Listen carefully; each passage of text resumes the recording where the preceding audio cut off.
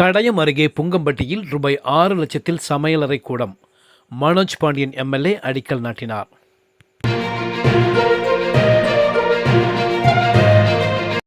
கடையம் அருகே புங்கம்பட்டி ஸ்ரீ ராம நாராயண நாடார் நடுநிலைப்பள்ளியில் ஆலங்குளம் சட்டமன்ற உறுப்பினர் தொகுதி மேம்பாட்டு நிதியின் மூலம் ரூபாய் 6,00,000 மதிப்பில் சமையலறை கூடம் கட்டப்பட உள்ளது. இதற்கான அடிக்கல் நாட்டு விழா பள்ளி வளாகத்தில் நடைபெற்றது.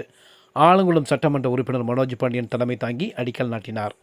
தெற்கு மடத்தூர் ஊராட்சித் தலைவர் பிரேமராதா ஜெயம், ஓபிஎஸ் அணி மாவட்ட செயலாளர் கணபதி, மாவட்ட பொருளாளர் நூருல் அமீர் ஆகியோர் முன்னிலை வகித்தனர். பள்ளி செயலாளர் சங்கர நாராயணன் வரவேற்றார். இவ்விழாவில் ஆலங்குளம் சட்டமன்ற உறுப்பினர் உதவியாளர்கள் கனகபிரசாத், பட்டமுடையார்புரம் கண்ணன், சேர்மத்துறை, காலத்திமடம் அருண்குமார், ஆலங்குளம் கணேசன் என்ற சேர்மக்கணி சதன்ராஜ் உட்பட பலர் கலந்து கொண்டனர். பள்ளி தலைமை ஆசிரியர் கந்தசாமி நன்றி கூறினார்.